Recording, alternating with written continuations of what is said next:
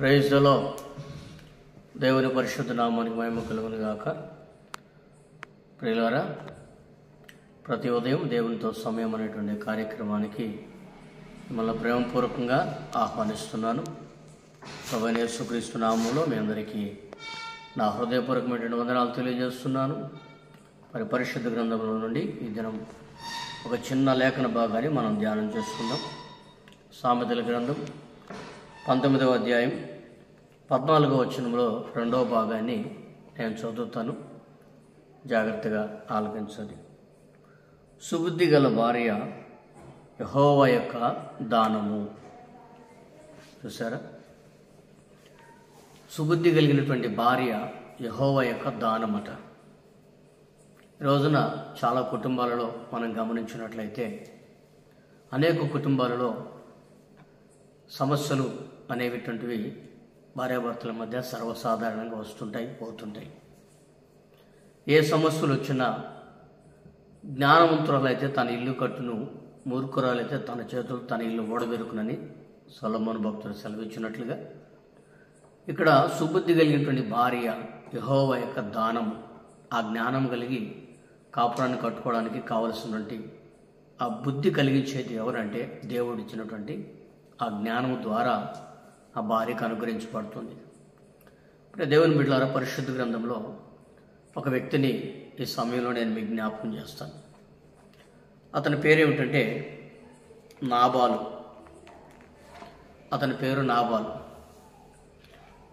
దావీదు అరణ్యంలో ఉన్నప్పుడు, సౌలు చేత తరమబడుతున్నప్పుడు దావీదు అరణ్యంలో తన పరివారంతో కలిసి ఉంటున్నప్పుడు ఈ నాబాలు తన గొర్రెలను తీసుకొని అరణ్యంలో మేపుకుంటున్నటువంటి పరిస్థితుల్లో ఏ శత్రువు కూడా ఈ మేకల దరిదాపులోనికి రానివ్వకుండా, గొర్రెల దరిదాపులోనికి రానివ్వకుండా గొర్రెలన్నింటినీ కూడా నాబాలు కలిగినటువంటి సమస్తమునంతటి కూడా కాపాడినటువంటి ఆ వ్యక్తి దావీదు.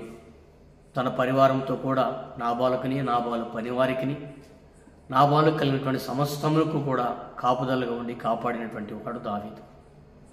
ఇటువంటి దావీదు ఒకానొక పరిస్థితుల్లో ఆహారానికి తినడానికి తిండి లేక దౌర్భాగ్యమైనటువంటి పరిస్థితుల్లో కొట్టుమిట్టాడుతున్నప్పుడు నాబాలును జ్ఞాపకం చేసుకొని, నాబాలును మనం కాపాడి ఉన్నాం కదా, నాబాలు ఒకవేళ మనకేమైనా తినడానికి ఆహారం పెడతాడేమో, వెళ్ళి ఒక్కసారి నాబాలుని మీరు కలుసుకొని రండి, యోగక్షేమాలు కనుక్కొని నాబాల్ని కలిసి మరి యెషై కుమారుడు పంపించాడు, దావీదు పంపించాడని చెప్పండి అని చెప్పి దావీదు తన పరివారం పంపినాడు. అయితే నాబాలు యొక్క గుణ లక్షణాన్ని చూస్తే మనం బైబిల్ గ్రంథంలో రాయబడి ఉంది ఏమిటంటే నాబాలు మోటివాడు, అంటే మొరటవాడు అని. తన క్రియలను బట్టి చూస్తే అతడు బహు దుర్మార్గుడని కూడా రాయబడి ఉంది. మొరటివాడును బహు దుర్మార్గుడని రాయబడింది పరిశుద్ధ గ్రంథంలో. నేను ఆ మాటను చదువుతాను, చూడండి. సమూయేలు రాసినటువంటి మొదటి గ్రంథము 25వ అధ్యాయం 2వ వచనం నుండి కొన్ని వాక్యాలను చదువుతాను, మీరు జాగ్రత్తగా ఆలకించండి. కర్మేలులోని మాయోనునందు ఆస్తి గలవాడొకడు కాపురం ఉండెను. అతడు బహు భాగ్యవంతుడు. అతనికి 3000 గొర్రెలను 1000 మేకలను ఉండెను. అతడు కర్మేలులో తన గొర్రెల బొచ్చు కత్తిరించుకుపోయి ఉండెను. అతని పేరు నాబాలు. అతని భార్య పేరు అబీగయలు. ఈ స్త్రీ సుబుద్ధి కలిగినదై రూపస్య ఉండెను. అయితే చర్యలను బట్టి చూడగా నాబాలు మోటివాడును దుర్మార్గుడు అని ఉండెను. అతడు కాలేబు సంతతివాడు. చూడండి, అతడు మోటివాడు అంటే మొరటవాడు, ఏం తెలియనిటువంటి వాడు అంటున్నాడు.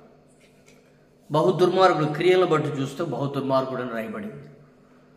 అంటే నాబాలుకు తెలిసింది ఏంటంటే ఆ లోకానుసారమైనటువంటి ఈ ప్రేమ పంచడం, ఎవరైనా ఒక మేలు చేస్తే ఆ మేలుకు ప్రతిగా ఉపకార బుద్ధిని వెల్లడి చేసినట్టు అనుభవం నాబాలుకు లేదు. అందుకే అతడు ఎట్లాంటి పరిస్థితులైనా కూడా ఒక మూర్ఖత్వంగా ప్రవర్తించడమే నాబాలుకు తెలిసినటువంటిది. అటువంటి నాబాలు దగ్గరికి దావీదు తన పరివారం పంపించి ఆహారం అడగమని పంపిస్తే దావీదు పరివారంతో నాబాలు పలుకుతున్నటువంటి మాటని నేను చదువుతాను. 10వ వచనం. నాబాలు దావీదెవడు, యెష్షయి కుమారుడెవడు, తన యజమానులు విడిచిపోయినటువంటి దాసులు ఇప్పుడు అనేకులు ఉన్నారు అని వాళ్ళ తిరస్కారంతో మాట్లాడున్నాడు. యెష్షయి కుమారుడెవడు, దావీదెవడు అంటే దీని యొక్క అర్థం ఏంటంటే, అరణ్యంలో గొర్రెలు కాసినటువంటి అనుభవం నాబాలుకు తెలుసు.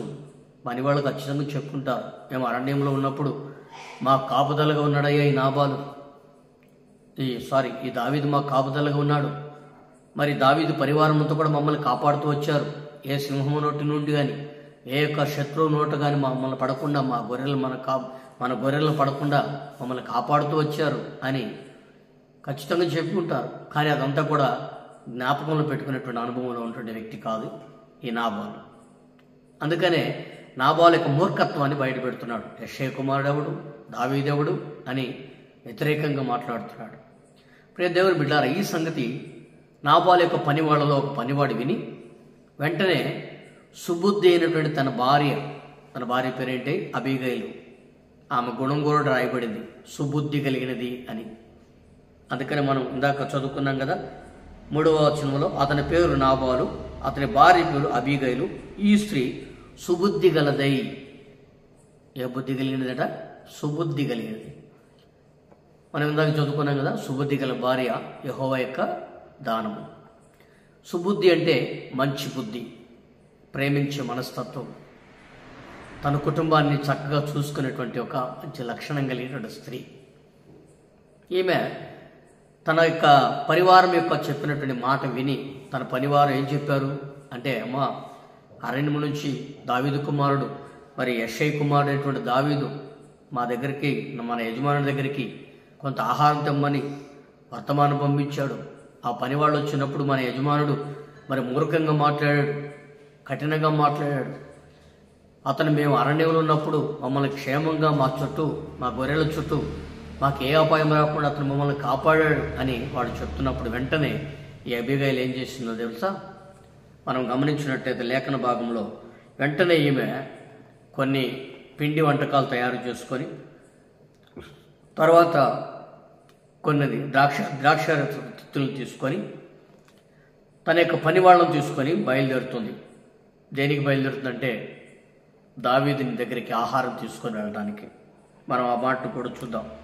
అదే అధ్యాయంలో మనం గమనించినట్లయితే 18వ వచనం నుండి, అందుకు అబీగైలు నాబాలుతో ఏమీ చెప్పక త్వరపడి 200 రొట్టెలను, 2 ద్రాక్షారసపు తిత్తులను, వండిన 5 గొర్రెల మాంసమును, 5 మానికల వేచిన ధాన్యమును, నూనె, 100 ద్రాక్ష గెలలను, 200 అంజూరు పడలను గాడిదల మీద వేయించి, మీరు నాకంటే ముందుగా పోవుడి, నేను మీ వెనక వచ్చేదనని తన పరివారికి ఆజ్ఞ ఇచ్చి, గాడిద మీద ఎక్కి పర్వతపు లోయల్లో వచ్చుండగా దావీదును అతని జనులు ఆమెకు ఎదురుపడిరి.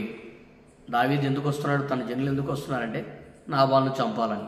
ఎందుకంటే ఉపకారం చేశాం, ఆ ఉపకారానికి ఇతరుకు ఉపకారం చేసినటువంటి లక్షణం లేదు కనుక ఇతను నిశ్చయంగా మరణానికి అర్హుడు అని ఒక అనుభవం కలిగినటువంటి ఒక ఆలోచనతో దావీదు బయలుదేరి నాబాలును చంపాలని వస్తుంటే, ఈమె మాంసమును, పిండి వంటలను, ద్రాక్షారసపు తిత్తులను వీటన్నిటిని తీసుకొని దావీదుకి ఎదురు వెళ్ళి దావీదు ఎదుట సాష్టాంగ నమస్కారం చేసి తన భర్త ప్రాణం కొరకు ప్రాధేయపడుతుంది.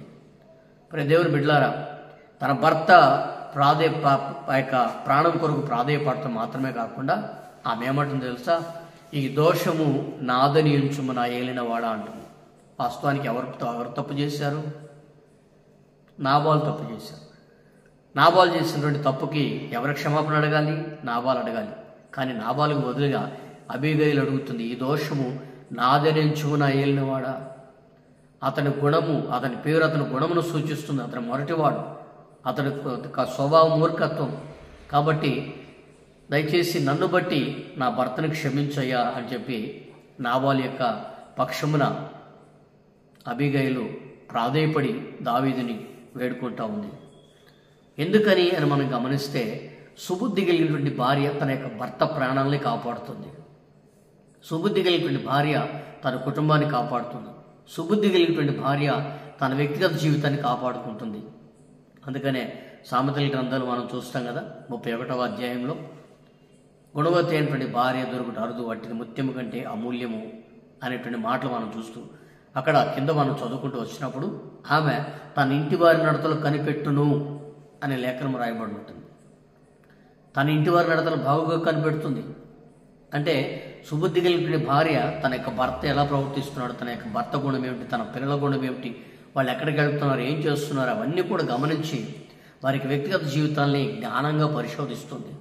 పరిశోధించడం మాత్రమే కాకుండా వారి తప్పులను సరిదిద్దడానికి ప్రయత్నం చేస్తుంది. ఇక్కడ నాబాలు యొక్క తప్పును సరిదిద్ది, అయ్యా ఈ దోషము నాదనించి తన దోషం నాబాలు దోషం అంతటా కూడా తన మీద వేసుకొని తన యొక్క అపరాధం భారంగా ఆమె మోయడానికి సిద్ధంగా ఉంటుంది. ఆ తర్వాత మనం గమనించినట్లయితే దావీదుకి ఎదురుపడి సాష్టాంగ నమస్కారం చేసి దావీదుకి సమస్తాన్ని ఇచ్చి నాబాలు పక్షాన దావీదుకి మొరపెట్టి ప్రార్థన చేసి దేవునికి కనికరము పొందిన తర్వాత దావీదు అంటున్నాడు, ఒక చక్కటి మాట అంటున్నాడు. మనం అదే అధ్యాయంలో 33వ వచనం చూసినట్లయితే, నేను పగ తీర్చుకొనకుండాను ఈ దినమున నా ప్రాణము తీయకుండాను నన్ను ఆపినందుకై నీవు ఆశీర్వాదమునందుగాక, నీవు చూపిన బుద్ధి విషయమై నీకు ఆశీర్వాదం కలుగునుగాక అంటున్నాడు. చూసారా, దావీదు ఈ ప్రాణము తీయకుండా ఉండినట్లుగా, దావీదు నాబాలు యొక్క ప్రాణం తీయకుండా ఉండినట్లుగా, హత్య చేయకుండా ఉండినట్లుగా అబీగయలు కాపాడింది. అందుకనే నీవు చూపిన బుద్ధి విషయమై నీకు ఆశీర్వాదం నందుదువుగాక అని దావీదు ఆమెను ఆశీర్వదిస్తున్నాడు. అంటే దేవుని బిడ్డలారా, సుబుద్ధి కలిగినటువంటి స్త్రీ కొనియాడబడుతుంది, సుబుద్ధి కలిగినటువంటి స్త్రీ గణపరచబడుతుంది, సుబుద్ధి కలిగినటువంటి స్త్రీ ఆశీర్వదించబడుతుంది. అందుకే ఈ రోజున మన వ్యక్తిగత జీవితంలో సుబుద్ధి అనేది చాలా ప్రధానమైంది.